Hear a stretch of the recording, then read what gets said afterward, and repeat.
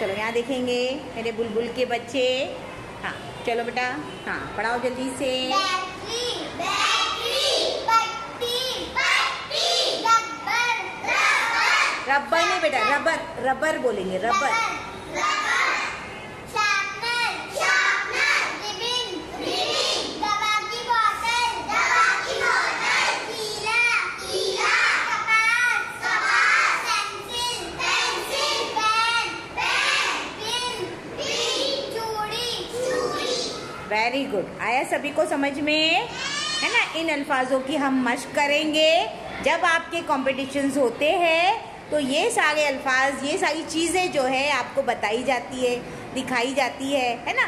आपको महसूस करवाया जाता है ताकि आप इन चीज़ों के नाम लिख सको, है ना। अपनी ज़बान में, उर्दू में ही आपको लिखना रहेगा। तो इन अल्फाजों की हम लोग आज मश्क करेंगे, है ना, इसको लिखेंगे।